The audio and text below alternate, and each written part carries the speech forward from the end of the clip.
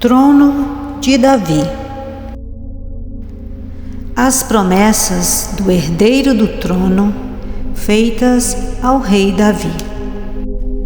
Lucas 1:30-33. Disse-lhe então o anjo: Maria, não temas, porque achaste graça diante de Deus.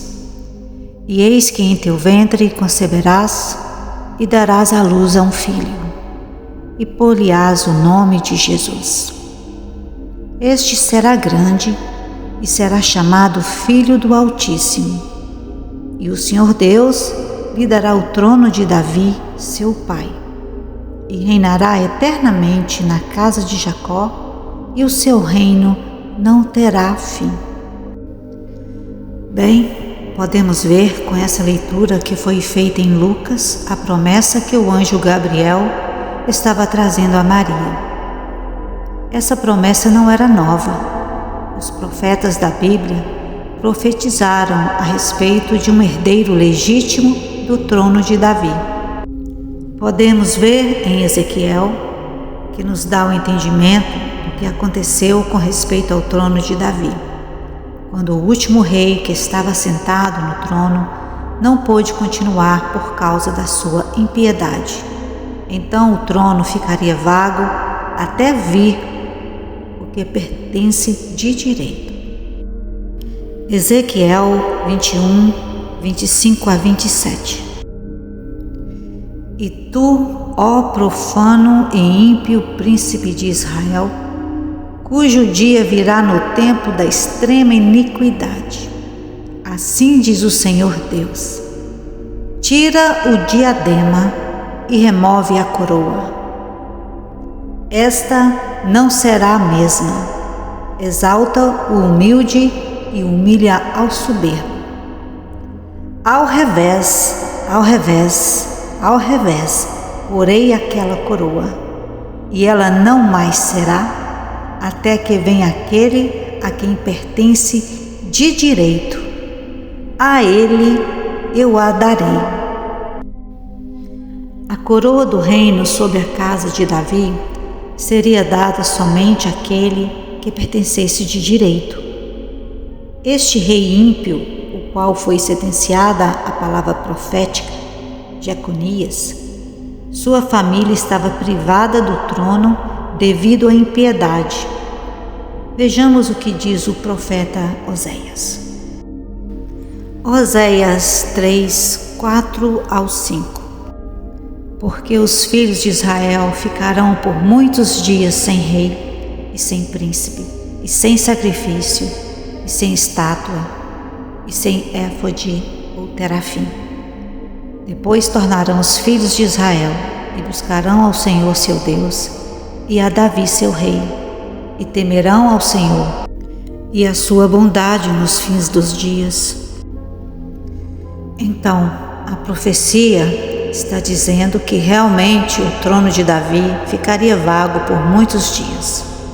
E nós vimos então, na leitura inicial, falando que o anjo Gabriel traz essa mensagem do Salvador a Maria, dizendo que ele salvaria o povo de Israel, aqueles que crescem também dentre os gentios, pois a profecia diz que Jesus seria dado como luz aos gentios. A salvação estaria aberta a eles através de Jesus Cristo, mas que ele também seria herdeiro do trono de Davi, seu pai, e reinaria sobre a casa de Jacó eternamente. Nós podemos conferir mais uma profecia sobre essa esperança dos servos de Deus, dos profetas e apóstolos, sobre esse reino estabelecido sobre o trono de Davi por meio de Jesus Cristo. Isaías 9:6-7. Porque um menino nos nasceu, um filho se nos deu, e o principado está sobre os seus ombros, e chamará o seu nome Maravilhoso, Conselheiro, Deus Forte, Pai da Eternidade, Príncipe da Paz. Do incremento desse principado e da paz não haverá fim. Sobre o trono de Davi e no seu reino, para o firmar e o fortificar com juízo e com justiça, desde agora e para sempre. O zelo do Senhor dos Exércitos fará isso. Nós vemos então que este menino que vai nascer, profetizado no capítulo 9 de Isaías, trata-se do nascimento de Jesus Cristo e que o principado, o governo, estaria sobre os seus ombros na casa de Davi, no trono de Davi para todo sempre. Essas promessas, elas são muito profetizadas. Nós vemos também no profeta Jeremias, novamente confirmando essa promessa. Jeremias 33, 14 ao 15. Eis que vem dias, diz o Senhor, em que cumprirei a boa palavra que falei à casa de Israel e à casa de Judá. Naqueles dias e naquele tempo farei brotar a Davi um renovo de justiça, e ele fará juízo e justiça na terra. As profecias falam de um renovo vindo da geração de Davi.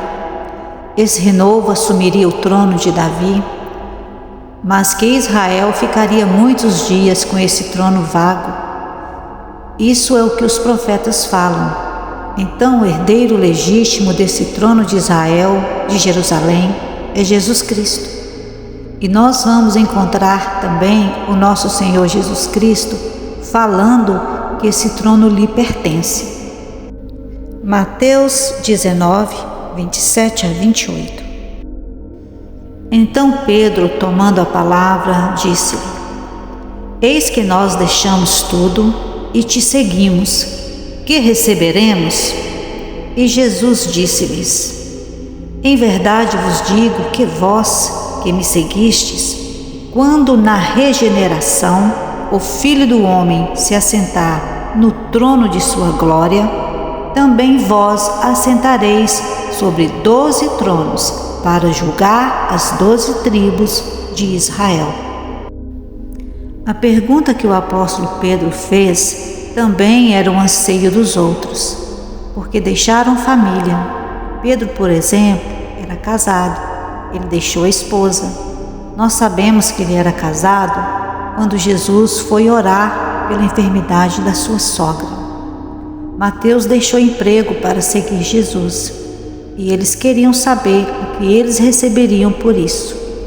Jesus se assentará no trono de Davi em Jerusalém, e juntamente com ele os apóstolos irão participar deste reino, julgar e governar as 12 tribos de Israel.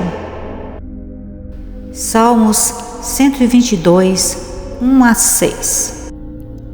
Alegrei-me quando me disseram: vamos à casa do Senhor. Os nossos pés estão dentro das tuas portas, ó Jerusalém. Jerusalém está edificada como uma cidade que é compacta, onde sobem as tribos do Senhor, até ao testemunho de Israel, para darem graças ao nome do Senhor. Pois ali estão os tronos do juízo, os tronos da casa de Davi. Orai pela paz de Jerusalém, prosperarão aqueles que te amam. Jesus também disse em sua oração no Sermão da Montanha. Mateus 5, 34 a 35. Eu, porém, vos digo que de maneira nenhuma jureis, nem pelo céu, porque é o trono de Deus, nem pela terra, porque é o escabelo dos seus pés, nem por Jerusalém, porque é a cidade do grande rei. Em Salmos encontramos esse juramento que Deus fez a Davi, de um herdeiro que vai ser rei sobre toda a terra. Salmos 2, 6 ao 10. Eu, porém, ungi o meu rei sobre o meu santo monte de Sião. Proclamarei o decreto.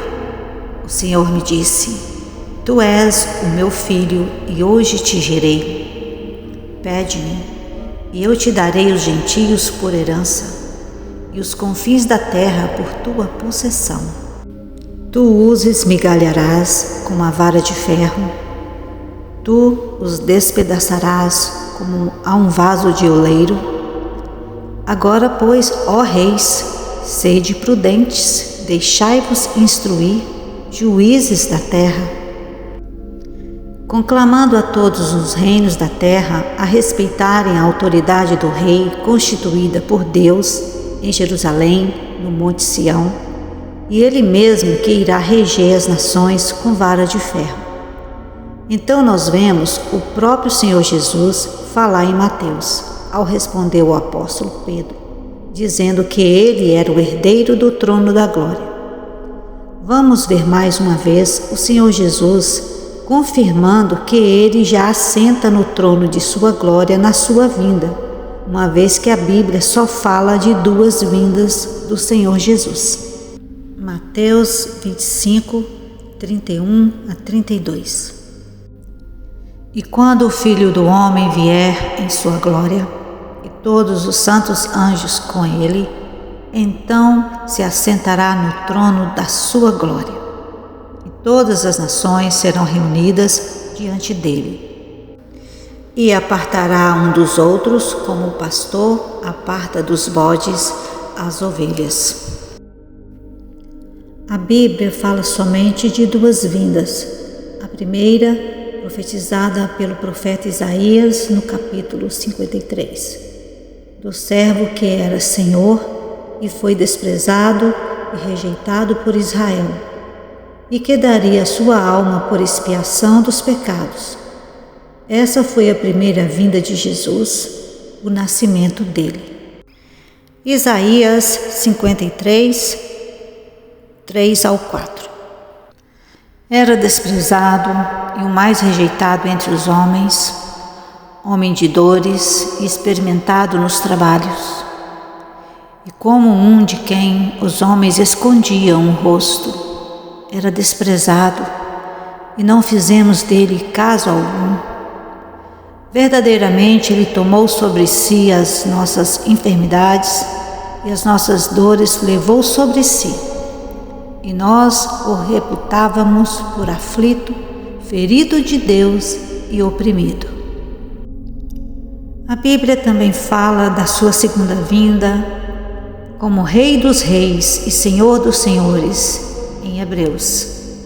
Hebreus 9, 27 a 28. E como aos homens está ordenado morrerem uma vez, vindo depois disso o juízo, assim também Jesus, oferecendo-se uma vez para tirar os pecados de muitos, aparecerá segunda vez, sem pecado, aos que o esperam para a salvação. Há também mais uma informação em Timóteo. Segundo Timóteo 4:1. Conjuro-te, pois, diante de Deus e do Senhor Jesus Cristo, que há de julgar os vivos e os mortos na sua vinda e no seu reino. A vinda de Jesus já é o estabelecimento deste reino sob o trono de Davi. Então o trono de Davi prometido está reservado ao herdeiro legítimo, que é o Senhor Jesus Cristo. Atos 2, 25 a 33. Porque dele, disse Davi, sempre via diante de mim o Senhor, porque está à minha direita, para que eu não seja confundido. Por isso se alegrou o meu coração, e a minha língua exultou. E ainda a minha carne há de repousar em esperança. Pois não deixará a minha alma no inferno, nem permitirás que o teu santo veja a corrupção. Fizeste-me conhecidos os caminhos da vida, com a tua face me encherás de júbilo. Homens e irmãos, seja-me lícito dizer-vos livremente acerca do patriarca Davi, que ele morreu e foi sepultado, e entre nós está até hoje a sua sepultura. Sendo, pois, ele profeta, e sabendo que Deus lhe havia prometido com juramento que do fruto de seus lombos, segundo a carne, levantaria o Cristo, para o assentar sobre o seu trono. Nessa previsão, disse da ressurreição de Cristo, que a sua alma não foi deixada no inferno, na sepultura. Deus ressuscitou a este Jesus, do que todos nós somos testemunhas.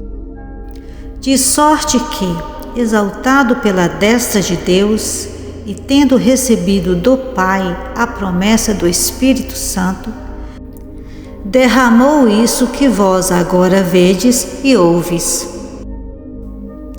Então Jesus Cristo, ao ressuscitar, foi ungido por Deus. Depois, na sua ascensão, ele sentou-se à direita de Deus Pai, no Santíssimo Lugar, diz Salmos. Salmos 110, 1, 2. Disse o Senhor ao meu Senhor: assenta-te à minha mão direita, até que ponha os teus inimigos por escabelo dos teus pés. O Senhor enviará o cetro da tua fortaleza desde Sião, dizendo: domina no meio dos teus inimigos. Atos 2, 36.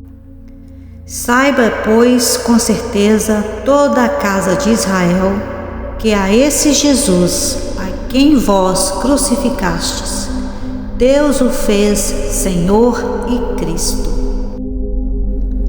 Podemos ter certeza absoluta que esta palavra é fiel, que o Senhor jurou com juramento e não mentiu a Davi, de que do fruto do lombo dele levantaria um descendente, o Cristo, e o faria sentar sobre o seu trono. E já na sua ascensão, Jesus assentou na sua direita, no Santíssimo Lugar, como dizem em Hebreus, e ele está agora em um período profetizado no livro de Lucas, onde ele fala de uma parábola onde veremos agora. Lucas 19, 10 ao 12. Porque o Filho do Homem veio buscar e salvar o que se havia perdido. E ouvindo eles estas coisas, ele prosseguiu e contou uma parábola, porquanto estava perto de Jerusalém e cuidavam que logo se havia de manifestar o reino de Deus.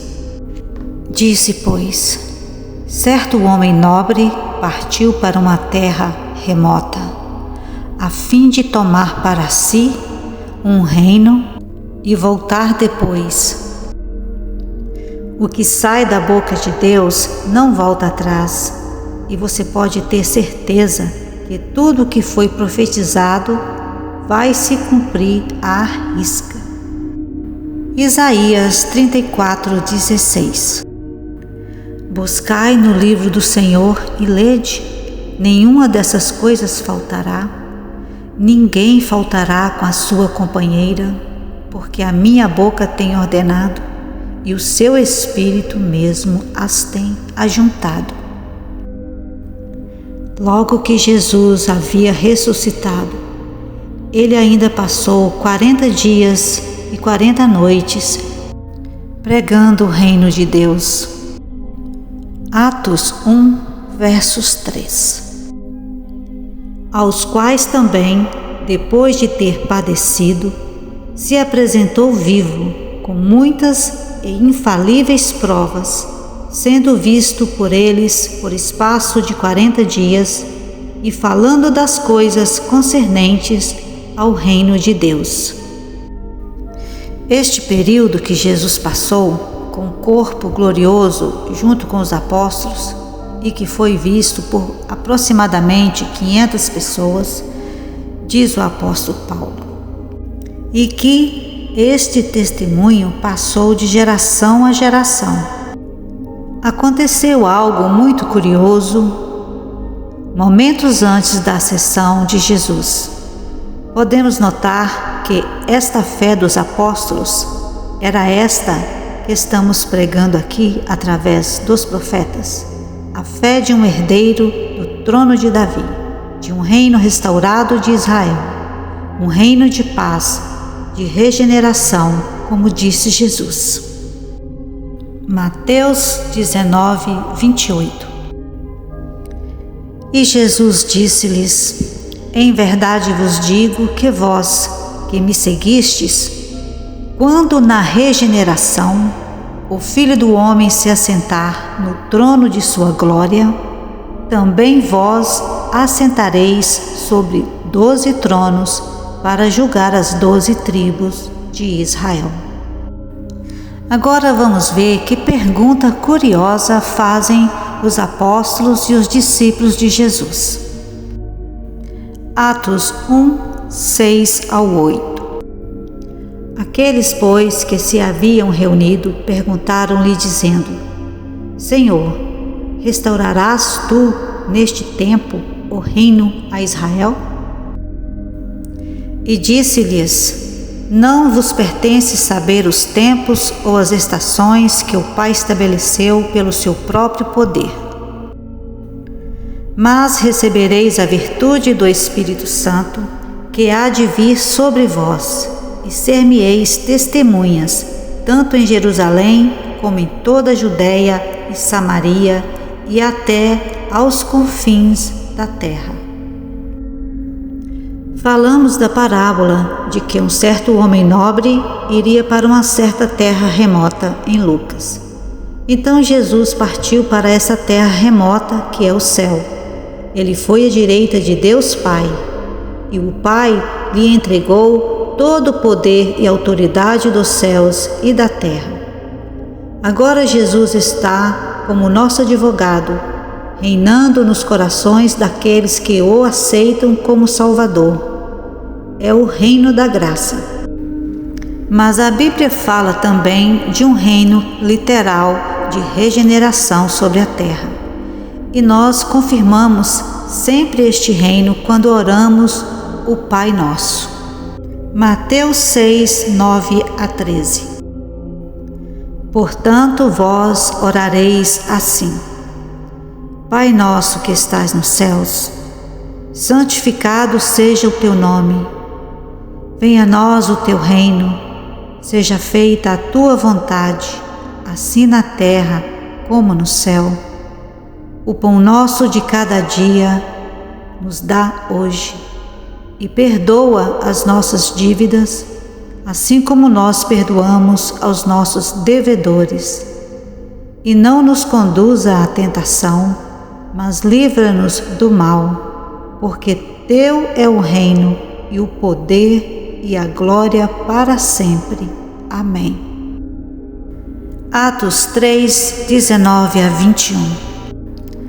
Arrependei-vos, pois, e convertei-vos, para que sejam apagados os vossos pecados, e venham assim os tempos do refrigério pela presença do Senhor. E envie ele a Jesus Cristo, que já dantes foi pregado, o qual convém que o céu contenha até aos tempos da restauração de tudo, dos quais Deus falou pela boca de todos os seus santos profetas, desde o princípio. Então, Deus falou pela boca de seus santos profetas um período de restauração, o qual o céu agora está contendo Jesus, pois agora temos um período de arrependimento dos nossos pecados serem cancelados, perdoados no nome do Senhor Jesus Cristo, e recebamos refrigério em nossas almas, e que Jesus vai voltar. Efésios 2, 20. Edificados sobre o fundamento dos apóstolos e dos profetas, de que Jesus Cristo é a principal pedra da esquina. Jesus é a principal pedra da esquina. A igreja está fundamentada em Jesus Cristo. Israel rejeitou Jesus Cristo, e ao rejeitar Jesus, como diz na parábola dos lavradores maus, eles rejeitaram também a salvação, e a mensagem da salvação foi tirada de Israel, como diz o Senhor Jesus em Mateus. Mateus 21, 43. Portanto, eu vos digo que o reino de Deus vos será tirado e será dado a uma nação que dê os seus frutos. De Israel foi tirado, esse período é temporário. Israel foi rejeitado como nação até a vinda de Jesus Cristo. Aqueles judeus que estiverem vivos, os remanescentes de Israel, irão se converter ao Senhor. Nós vamos ver em Apocalipse a promessa dos que venceram assentarem com Jesus em seu trono. Apocalipse 3:21. Ao que vencer, lhe concederei que se assente comigo no meu trono, assim como eu venci e me assentei com meu Pai no seu trono. Hoje Jesus está sentado no trono do Pai. Ele está no céu, como lemos em Apocalipse e em Atos, mas quando Jesus vier, se assentará no trono da sua glória, como diz em Mateus. E a igreja vencedora, junto com ele, vai participar desse governo, como vemos em Apocalipse. Apocalipse 2:25-28. Mas o que tendes, retende-o até que eu venha. E ao que vencer e guardar até ao fim as minhas obras, eu lhe darei poder sobre as nações, e com vara de ferro as regerá, e serão quebradas como vasos de oleiro, como também recebi de meu Pai. Quando Jesus se assentar sobre o trono de Davi, ele passa a ser rei de toda a terra. Zacarias 14:9. E o Senhor será rei sobre toda a terra. Naquele dia, um será o Senhor e um será o seu nome. A igreja, formada pelos 144.000 judeus israelitas que se converteram com a pregação do Evangelho, e mais os gentios que se converteram para Cristo, formam a grande multidão. A igreja será participante do trono de Davi junto com Jesus. Esse período é conhecido na Bíblia como milênio, onde veremos agora no profeta Isaías. Isaías 2:1-5. Palavra que viu Isaías, filho de Amós, a respeito de Judá e de Jerusalém. E acontecerá nos últimos dias que se firmará o monte da casa do Senhor no cume dos montes, e se elevará por cima dos outeiros, e concorrerão a ele todas as nações. E irão muitos povos e dirão: Vinde, subamos ao monte do Senhor, à casa do Deus de Jacó, para que nos ensine os seus caminhos, e andemos nas suas veredas. Porque de Sião sairá a lei, e de Jerusalém a palavra do Senhor. E ele julgará entre as nações, e repreenderá a muitos povos.